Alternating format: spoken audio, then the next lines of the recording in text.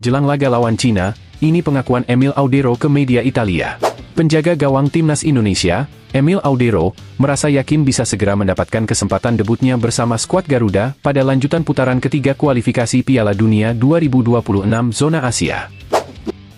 Media Cina ngamuk usai negaranya disebut di ambang kehancuran jelang lawan timnas Indonesia oleh media Korea. Media Cina menyoroti pernyataan media Korea yang menyebut tim naga di ambang kehancuran jelang melawan timnas Indonesia.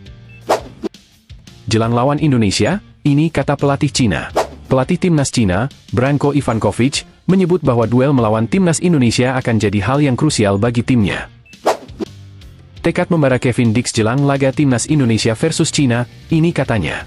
Salah satu punggawa timnas Indonesia yakni Kevin Dix bertekad untuk mendapatkan kemenangan di laga krusial kontra Cina di babak kualifikasi Piala Dunia 2026. Tak lagi ditutupi, media Vietnam beri pujian setinggi langit buat Martin Paes. Salah satu posisi paling ketat persaingannya di timnas Indonesia adalah penjaga gawang.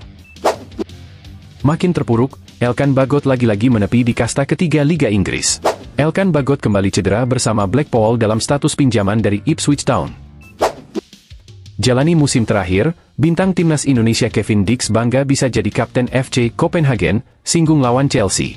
Bintang timnas Indonesia, Kevin Dix, bangga bisa menjadi kapten FC Copenhagen di babak Championship Liga Denmark 2024 i-2025. Pelatih Brisbane Roar bicara kebersamaan tetapi Rafael Struijk dicoret tanpa penjelasan. Rafael Struijk tidak ada dalam daftar skuad Brisbane Roar untuk melawan MacArthur FC di Liga Australia.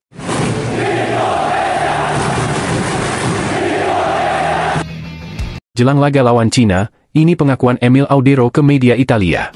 Penjaga gawang timnas Indonesia, Emil Audero, merasa yakin bisa segera mendapatkan kesempatan debutnya bersama skuad Garuda pada lanjutan putaran ketiga kualifikasi Piala Dunia 2026 zona Asia.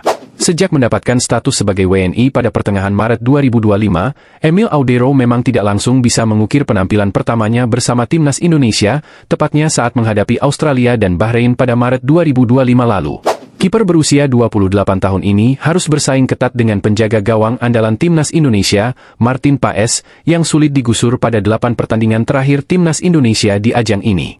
Akhirnya, Audero pun harus puas menjadi penghangat bangku cadangan, baik ketika skuad Garuda terjungkal di kandang Australia dengan skor 1-5, maupun saat bangkit untuk mengalahkan Bahrain dengan skor 1-0. Bisa rebut posisi kiper. Penjaga gawang kelahiran Mataram, Nusa Tenggara Barat, ini merasa yakin apabila pelatih timnas Indonesia, Patrick Kluivert, bakal segera memberikan kesempatan debutnya pada pertandingan berikutnya. Momen debut ini diyakini Audero bakal datang ketika berduel melawan Cina pada 5 Juni 2025. Pasalnya, dalam masa yang bersamaan, Martin Paes harus menjalani sanksi larangan bermain akibat akumulasi kartu kuning. Saya tidak bermain saat pemanggilan pertama, tetapi saya sudah tahu bahwa saya akan bermain pada tanggal 5 Juni di Cina karena penjaga gawang lainnya sedang diskors, ujar Audero dikutip dari Tutto Mercato Web. Kembali ke tanah kelahiran. Keputusan yang diambil oleh Emil Audero untuk menerima tawaran timnas Indonesia memang berjalan cukup alot. Namanya sudah muncul sejak lama karena karirnya yang mentereng bersama sejumlah klub Italia. Kiper yang kini merumput bersama klub Serie B, Palermo, itu akhirnya bisa merasakan magisnya membela tanah kelahiran setelah bertahun-tahun mengabdi bersama timnas Italia di level junior, dari kelompok U15 hingga U21. Pengalaman yang sangat indah yang membuka dunia yang sudah saya kenal, tetapi harus dijalani sepenuhnya. Ayah saya orang Indonesia, saya telah bermain di semua tim nasional Italia muda, ujar Audero. Debut yang tertunda. Kiper kelahiran 18 Januari 1997 itu menjadi satu-satunya pemain dalam daftar susunan pemain yang tidak dimainkan. Patrick Kluivert lebih mempercayakan Martin Paes di bawah mistar gawang timnas Indonesia.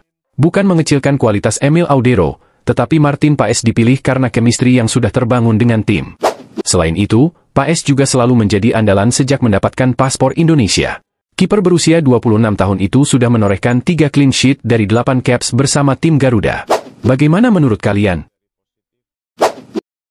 Media Cina ngamuk usai negaranya disebut di ambang kehancuran jelang lawan timnas Indonesia oleh media Korea. Media Cina menyoroti pernyataan media Korea yang menyebut tim naga di ambang kehancuran jelang melawan timnas Indonesia. Media Korea Selatan, Chosun Sports baru-baru ini ikut menyoroti prospek Cina di 2 laga akhir kualifikasi Piala Dunia 2026 itu. Dalam artikel yang dibuatnya, Chosun Sports meyakini bahwa Cina berada di ambang kehancuran sebelum melawan timnas Indonesia. Cina yang berada di peringkat terbawah, Grup C, mengalami gangguan mental. Perkembangan tahunan Indonesia, ujian sepak bola Cina, rasa krisis, tulis Chosun Sports dalam artikelnya. Pernyataan itu tak lepas karena Cina saat ini berada di dasar klasemen Grup C dengan hanya meraih 2 kemenangan dan 6 kekalahan, 6 poin, 13 gol. Oleh karena itu, tim besutan Branko Ivankovic tersebut dipastikan gagal mendapatkan tiket lolos langsung ke putaran final Piala Dunia 2026.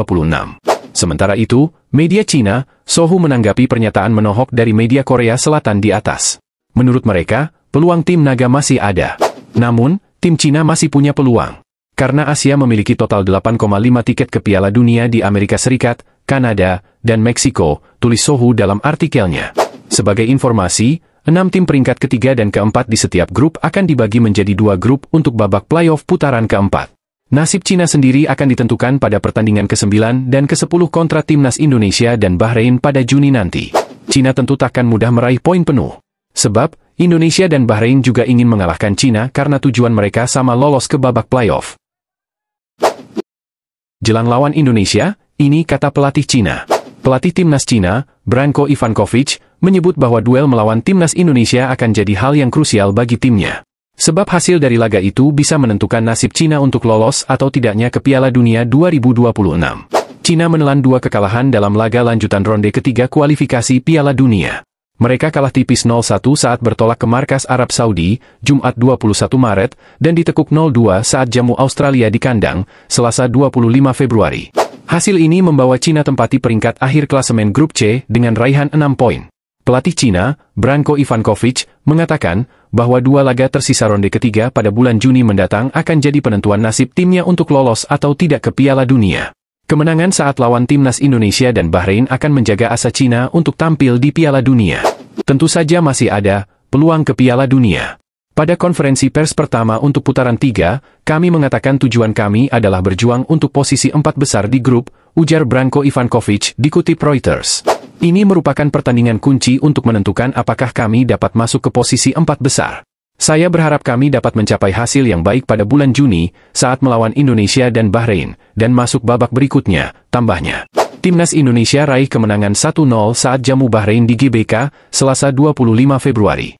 Kini skuad Garuda berada di posisi keempat dengan raihan 9 poin, unggul 3 poin dari Bahrain dan Cina. Pada ronde ketiga ini, juara grup dan runner-up berhak atas tiket langsung tampil di Piala Dunia. Sementara posisi ketiga dan keempat akan kembali lanjutkan ronde keempat, di mana masing-masing juara grup di babak ini juga berhak atas tiket langsung ke Piala Dunia. Adapun timnas Indonesia akan bertindak sebagai tuan rumah saat menjamu Cina dalam lanjutan laga ronde ketiga pada 5 Juni mendatang. Tekad membara Kevin Dix jelang laga timnas Indonesia versus Cina, ini katanya. Salah satu punggawa timnas Indonesia yakni Kevin Dix bertekad untuk mendapatkan kemenangan di laga krusial kontra Cina di babak kualifikasi Piala Dunia 2026. Pemain FC Copenhagen tersebut mengharapkan skuad Garuda mampu memberikan hasil terbaik demi mewujudkan misi lolos ke putaran final pada pesta akbar sepak bola dunia. Menyambut laga tersebut, Dix membakar semangatnya dan rekan-rekannya agar mampu meraih kemenangan pada laga krusial ini. Ya, saya lelah, tapi oke. Kami menang. Itu yang paling penting. Akhirnya, kami menang di pertandingan ketiga di sini, lawan Bahrain. Sangat senang bisa mendapatkan 3 poin, pungkas Dix. Pertandingan berikutnya pada Juni 2025 melawan Cina. Ayo, menang lagi, ungkapnya kepada wartawan. Setelah menghadapi timnas Cina, skuad Garuda harus terbang ke Jepang untuk menjalani laga terakhir di penyisihan Grup C kualifikasi Piala Dunia 2026. Tak lagi ditutupi, media Vietnam beri pujian setinggi langit buat Martin Paes. Salah satu posisi paling ketat persaingannya di timnas Indonesia adalah penjaga gawang. Pasalnya, Indonesia punya 2 kiper berkualitas dan banyak pengalaman yakni Martin Paes, Emil Audero dan Hernando Ari. Martin Paes harus kerja ekstra keras untuk menjadi kiper nomor 1 tim Merah Putih, karena Emil Audero pun punya kualitas tak kalah mentereng. Namun, jauh-jauh hari kiper FC Dallas ini menegaskan tidak masalah dengan kehadiran Emil Audero. Menurutnya, hal ini justru sangat positif bagi timnas Indonesia.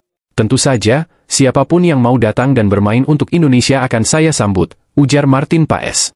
Saya tidak masalah, Emil bisa datang ke timnas Indonesia. Saya akan membuktikan diri di lapangan. Jadi jika Anda mau datang, ya saya selalu terbuka, tegasnya. Pernyataan tersebut rupanya mendapat pujian dari media Vietnam, Plo Oven. Menurut mereka, Martin Paes menunjukkan sikap yang sangat luar biasa. Jelas terlihat bahwa kiper Martin Paes telah menunjukkan semangatnya melalui pernyataannya kepada pers Indonesia, menunjukkan sikapnya yang sangat profesional, keinginannya untuk maju, rasa hormatnya terhadap semua yang ada di sekitarnya, serta rasa terima kasihnya atas kepercayaan Indonesia untuk terus memanggilnya ke timnas, tulis Plo. Bagaimana menurut kalian? Makin terpuruk, Elkan Bagot lagi-lagi menepi di kasta ketiga Liga Inggris. Elkan Bagot kembali cedera bersama Blackpool dalam status pinjaman dari Ipswich Town. Musim ini berlangsung tidak mengenakan bagi bek timnas Indonesia, Elkan Bagot. Bek jangkung itu terbuang dari skuad Ipswich Town besutan Kieran yang promosi ke Premier League. Ia kalah bersaing dengan nama senior seperti Luke Wolfenden, Cameron Burgess, Ben Johnson, hingga James Greaves. Pelatih Kieran pun meminjamkan Bagot ke klub kasta ketiga Liga Inggris, Blackpool. Peminjaman Bagot di Blackpool diawali dengan positif, yaitu 2 kali sebagai starter beruntun pada Agustus. Sayangnya setelah itu pemain kelahiran Bangkok itu mengalami cedera panjang hingga Januari. Akibatnya, ia melewatkan sebagian besar musim saat Blackpool mendaki klasemen bersama pelatih kawakan Steve Bruce. Bagot baru comeback pada pertengahan Januari, dan langsung bermain 8 pertandingan beruntun. Dalam kurun tersebut, tampak Steve Bruce mengagumi fisikalitas Bagot dalam menghadapi pemain kasta bawah. Sayangnya Bagot tidak muncul dalam 2 laga terakhir akibat cedera, dan disebut absen dalam 2 pekan mendatang. Bek milik Ipswich Town mengalami cedera engkel saat latihan sebelum laga pekan lalu melawan Bolton, tulis Blackpool Gazette. Bruce memperkirakan Bagot akan kembali berlatih pada pekan depan atau 2 pekan lagi. Masalahnya, League One musim ini hanya menyisakan 6 pertandingan lagi pada babak reguler. Jika Blackpool tidak lolos playoff promosi, maka Bagot hanya akan tersedia pada 3 laga terakhir. Mengingat Bagot kini hanya punya statistik 13 penampilan, itu berarti ia berpotensi absen dalam 2/3 masa peminjaman. Kontrak Bagot bersama Ipswich Town akan habis pada akhir musim, sehingga belum jelas akan bermain di mana musim depan. Statusnya di timnas Indonesia pun masih mengambang, mengingat ia menolak panggilan Patrick Kluivert. Bagaimana menurut kalian? Jalani musim terakhir, bintang timnas Indonesia Kevin Dix bangga bisa jadi kapten FC Copenhagen, singgung lawan Chelsea. Bintang timnas Indonesia, Kevin Dix, bangga bisa menjadi kapten FC Copenhagen di babak Championship Liga Denmark 2024-2025. Dix ditunjuk sebagai pemimpin FC Copenhagen ketika mengalahkan Randers FC di Parken Stadium, Copenhagen. Dix bermain sebagai starter dan selama 90 menit. Fotmob memberikannya rating 7,9, tertinggi ketiga di FC Copenhagen setelah Rodrigo Huescas dan Victor Froholt. Ban kapten FC Copenhagen biasanya melingkar di lengan Victor Claesson, namun penyerang asal Swedia itu baru bermain di babak kedua untuk menggantikan Amin Chiaha. Beberapa kali jadi kapten. Dix sudah beberapa kali menjadi kapten FC Copenhagen di musim ini, terutama ketika Claesson tidak bermain atau ditarik keluar. Ban kapten FC Copenhagen sempat melingkar di lengan Dix. Buntut Claesson diganti ketika 2 kali kalah dari Chelsea dalam babak 16 besar Conference League 2024-2025. Merupakan kehormatan besar bagi saya menjadi kapten menghadapi Randers FC, ujar Dix dinukil dari media Denmark, Bold. Saya juga sempat menjadi kapten beberapa menit melawan Chelsea, tetapi tetap saja itu adalah suatu kehormatan ketika pelatih mengatakan hal tersebut kepada saya, imbuh Dix. Musim terakhir. Musim ini menjadi masa bakti terakhir Dix dengan FC Copenhagen. Setelah kontraknya habis pada Juni 2025, ia akan pindah ke Borussia Mönchengladbach di Bundesliga. Bersama FC Copenhagen di berbagai kejuaraan pada musim ini, pesepak bola berusia 28 tahun itu mencatatkan 40 penampilan dengan perolehan 10 gol dan 4 assist. Pelatih Brisbane Roar bicara kebersamaan tetapi Rafael Struijk dicoret tanpa penjelasan. Rafael Struijk tidak ada dalam daftar skuad Brisbane Roar untuk melawan MacArthur FC di Liga Australia. Menjadi pemain bawaan bos tampak bukan jaminan bagi Rafael Struijk untuk bermain rutin di Brisbane Roar. Penyerang timnas Indonesia itu keluar dari zona nyamannya di Belanda untuk berkarier di belahan dunia berbeda. Pada September lalu, dia bergabung Brisbane Roar, klub yang dimiliki bos Indonesia, Anindya Bakri. Niat hati bermain reguler di level senior ketimbang bertahan di tim junior ADO Den Haag, Struijk belum juga bersinar. Dia memang sempat bermain beruntun pada 7 pekan pertama Liga 2024-2025 tetapi selanjutnya lebih banyak diparkir. Sejak dipanggil ke ASEAN Cup 2024, turnamen yang digelar di luar kalender FIFA, Brisbane Roar bersikap tegas pada Struijk. Klub berkostum oranye itu hanya memainkan Struijk dalam 4 laga, semuanya sebagai pengganti, dalam 12 pertandingan. 5 pertandingan lainnya dihabiskan dengan duduk di bangku cadangan dan 3 laga malah tak masuk skuad sama sekali. Lantas saat Brisbane Roar akan menjamu MacArthur FC pada laga lanjutan A-League, pihak klub memberikan update persiapan tim besutan Ruben Zatkovic di laman resminya. Dalam jumpa pers pralaga, pelatih Zatkovic menekankan kebersamaan pemain sebagai kekuatan tim.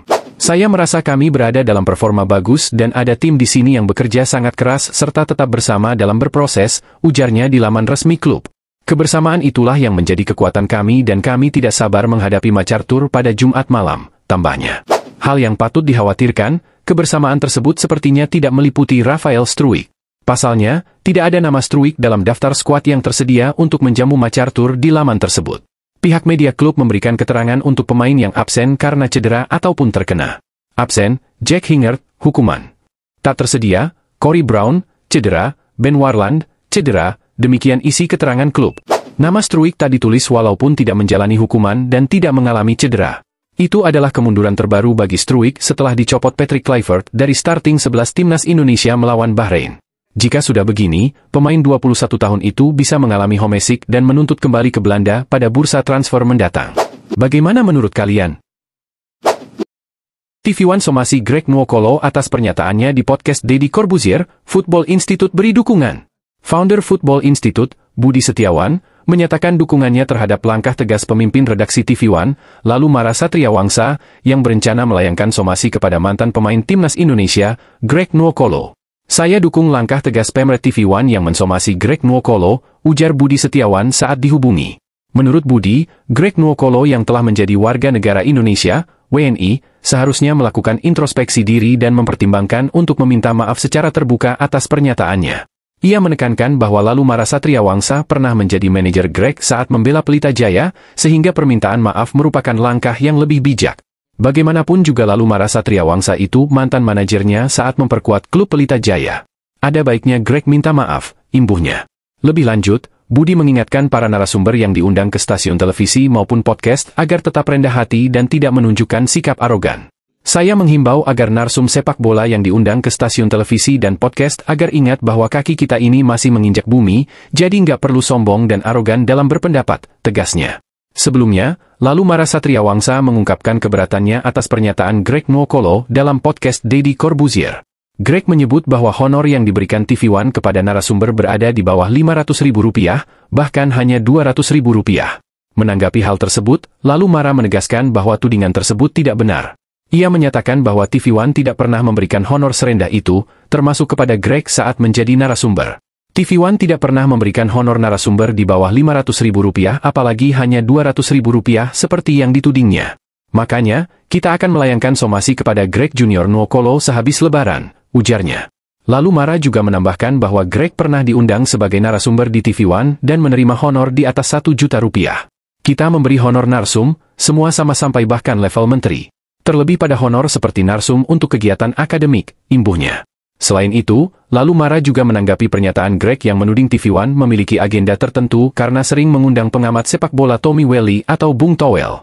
Ia menegaskan bahwa TV One selalu menghadirkan beragam narasumber dengan pandangan berbeda, termasuk FND, Pangeran Siahaan, dan Rico Ceper. Kami mengundang narasumber baik itu Towel baik itu Greg, semuanya tak pernah narsum sendiri. Kami sering mengundang Towel karena dia punya pandangan lain, tapi kami juga mengundang lawannya misalnya Pangeran Siahaan, jelasnya. Termasuk Greg juga kami undang dan semuanya punya honor sama bukan Rp500.000, di atas itu, lanjutnya. Ketua Persatuan Wartawan Indonesia, PWI, Jaya, Kesit B. Handoyo, turut mengomentari persoalan ini. Ia menegaskan bahwa sebagai televisi berita, TV One terikat oleh kode etik jurnalistik yang menuntut keberimbangan dalam pemberitaan. Mereka harus berimbang ketika menayangkan program debat. Beda dengan podcast yang ditayangkan di media sosial yang lebih subjektif dan sesuka si pemilik dan pembawa acaranya. Medsos tidak punya kode etik seperti hanya media pers, karena produk yang dihasilkan medsos bukan sebuah karya jurnalistik, ujar Kesit. Ia juga menilai bahwa jika Greg Nwokolo tidak merespons somasi yang dilayangkan TV One, kasus ini bisa dibawa ke ranah hukum dengan menggunakan Undang-Undang Informasi dan Transaksi Elektronik, UU ITE. Karena itu, somasi yang dilayangkan Bang Lalu Mara bisa dilanjutkan ke ranah hukum dengan menggunakan UU ITE.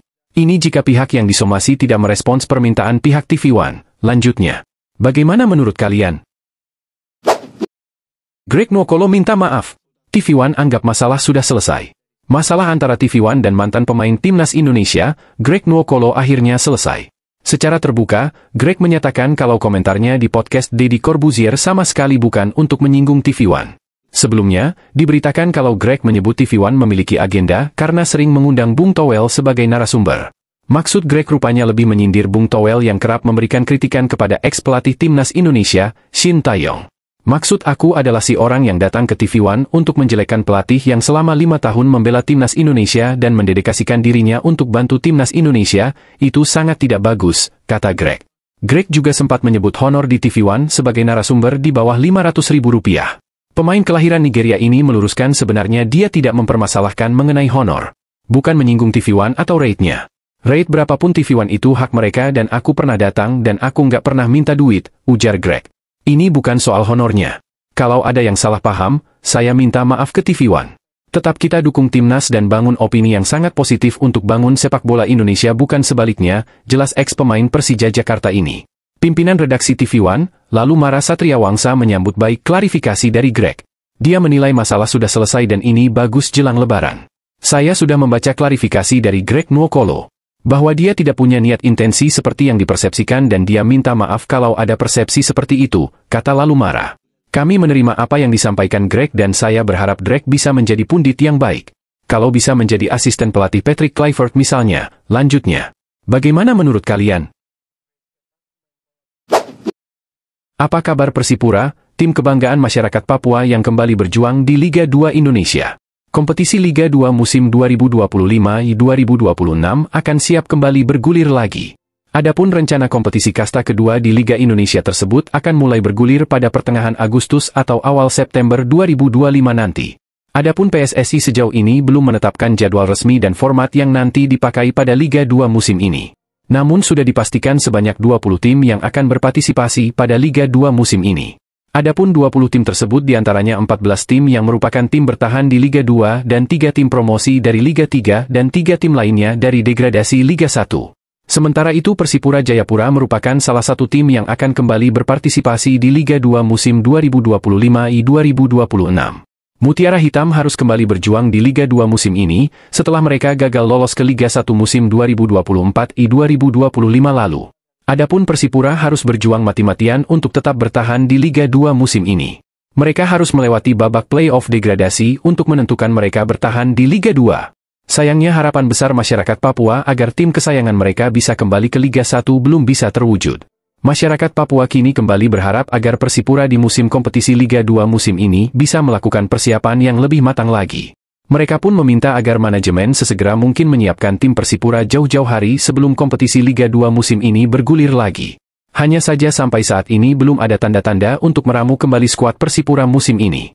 Usai kompetisi Liga 2 lalu, seluruh pemain Persipura dibubarkan, ada yang sudah pulang ke kampung halamannya dan ada yang kini tengah mengikuti turnamen lokal di sejumlah daerah.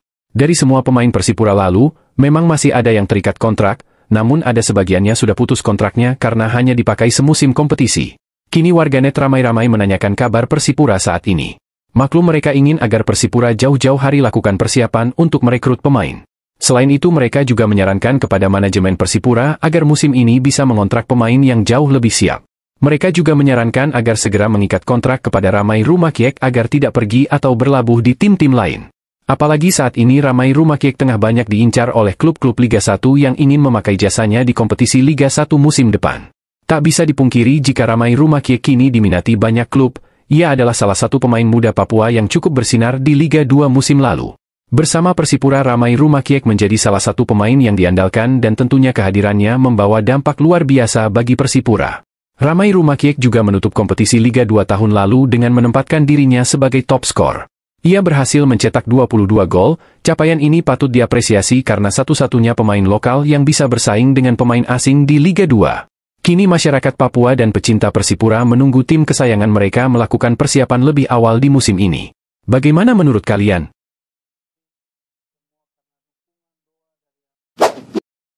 Tinggalkan Persija karena gaji nunggak, Gustavo dirumorkan merapat ke Persib Bandung.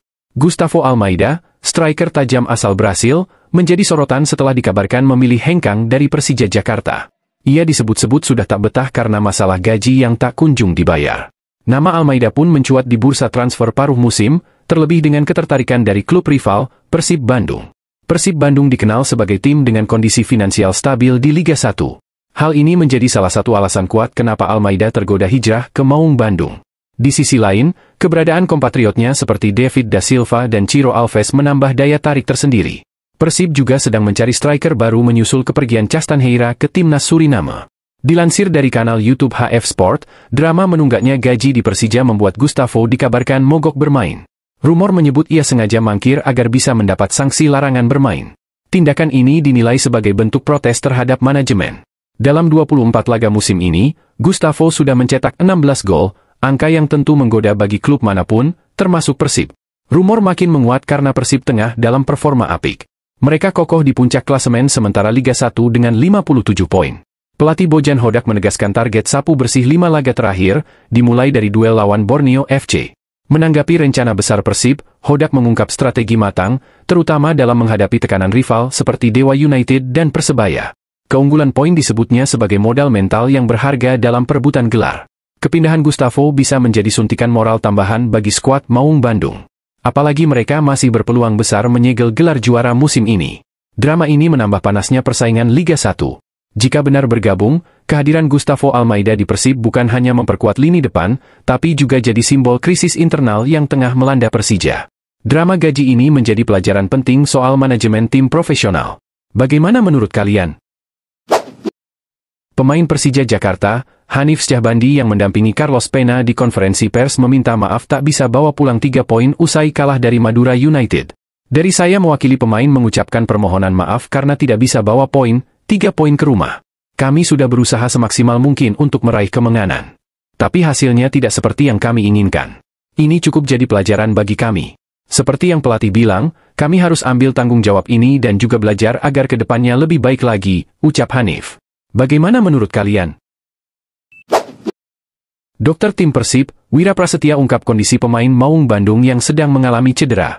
Dado, sapaan Deddy Kusnandar, mungkin sebentar lagi ke lapangan, Dimas juga sebentar lagi, Febri juga sebentar lagi, ucap Wira. Zulkifli sudah oke, cuma cedera di otot bagian rusuk kiri, ada benturan. Tapi tulangnya oke. Ferdi lagi pemulihan engkel tapi gak berat. Secara umum semua pemain oke, tuturnya. Kalau David seperti yang sudah kita tahu ada cedera di jaringan lunak. Beberapa minggu lah dia diprediksi akan kembali, ucap Wira. Kasta, Gervane Castaner, akan kembali tanggal 10, ada cedera ringan di daerah lutut. Ya mudah-mudahan udah siap lawan Bali, harapnya. Wira juga berharap proses pemulihan David bisa berjalan lancar. Dengan begitu, striker asal Brasil tersebut bisa kembali membela Persib Bandung. Ya, harapannya begitu, tapi sambil berjalan kita lihat perkembangannya.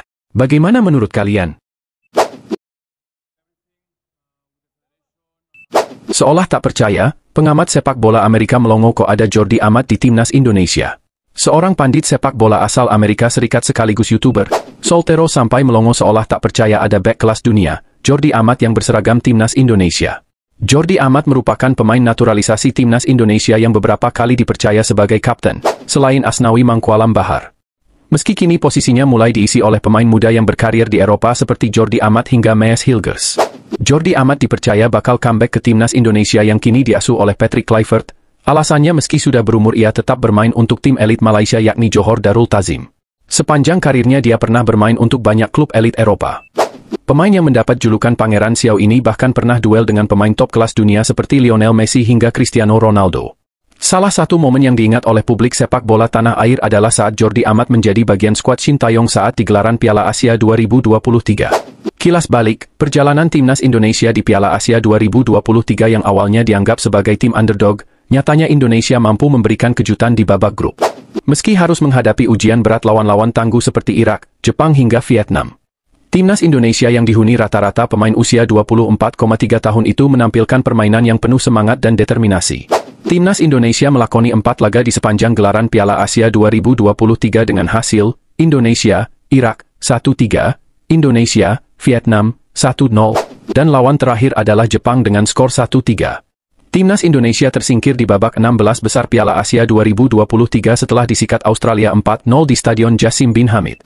Jordi Amat merupakan bek tengah andalan Timnas Indonesia, bahkan sering menjadi pemain starter dan dipercaya menjadi kapten Timnas Indonesia membimbing skuad Garuda di Piala Asia 2023. Diketahui, Jordi Amat resmi menjadi warga negara Indonesia, WNI, pada Kamis, 17 November 2022, setelah menjalani prosesi sumpah di Kanwil Kemenkumham. Jordi melakukan proses sumpah menjadi WNI bersama Sandy Walsh. Keduanya juga menjalani proses naturalisasi di era Ketua Umum PSSI Iwan Bule. Jordi Amat bek tengah timnas Indonesia yang berusia 32 tahun itu pernah bergabung di beberapa klub ternama di Eropa, terutama klub besar di Spanyol yang merupakan negara kelahirannya. Tercatat pemain keturunan Indonesia itu pernah bermain di Espanyol, Real Betis, Rayo Vallecano, Swansea City dan CAS Eupen. Pengalaman membela klub-klub top di Eropa membuat Jordi Amat beberapa kali bertemu dengan pesepak bola terbaik dunia, seperti Lionel Messi, Fernando Torres dan Cristiano Ronaldo. Sementara itu, seorang pengamat sepak bola di kanal YouTube The Give and Go yang pernah menjadi perbincangan hangat publik, lantaran terang-terangan menghina timnas Indonesia sebagai tim terburuk di Piala Asia 2023 lalu. Bahkan ia menyebut pemain timnas Indonesia bocah yang bermain TikTok, karena rata-rata usianya 24,3 tahun. Di sisi lain, salah satu host yang memandu acara tersebut mengungkapkan kekagumannya terhadap salah satu punggawa timnas Indonesia yakni Jordi Amat. Menurutnya, Jordi Amat bukan pemain sembarangan karena pernah merasakan atmosfer kerasnya kompetisi Liga Inggris. Ada banyak nama di timnas Indonesia, dan aku tidak percaya ketika melihatnya di susunan skuad untuk Indonesia, ujar dilansir YouTube The Give and Go. Aku seperti, orang ini apakah orang Indonesia, tapi rupanya dia memang begitu, dan nama itu adalah Jordi Amat, tuturnya. Pria bernama Soltero ini menyebut bahwa jalan-jalan di Swansea City akan mengenali dan tentunya sangat mengingat nama Jordi Amat. Masalahnya adalah ketika dia bermain dengan Swansea City, dia berada pada masa yang sangat sukses 2013 hingga 2017, masa ketika Swansea City sedang terbang tinggi di Premier League, ungkapnya. Jordi Amat adalah bagian dari tim itu, dia bukan starter. Tapi dia adalah pemain rotasi, mungkin bermain seperti 20 pertandingan dari 38 musim pertandingan. Sekarang dia mulai untuk Indonesia, ungkapnya seraya terkagum-kagum. Tidak menyangka bahwa Jordi Amat memperkuat timnas Indonesia. Mengingat rekam jejak Jordi yang kini merumput di Liga Malaysia dengan klub Johor Darul Ta'zim. Saya pikir mungkin melalui neneknya atau mungkin ibunya, dia memiliki keturunan Indonesia, dan baru-baru ini memutuskan untuk mengatakan bermain untuk, saya akan tampil untuk timnas Indonesia, dan dia ada di sini sekarang di turnamen ini, paparnya. Dia satu-satunya pemain yang menurut saya berkelas sebenarnya, saat ini dia bermain di Malaysia, jadi mari kita lihat bagaimana Indonesia ke depannya, pungkasnya. Bagaimana menurut kalian?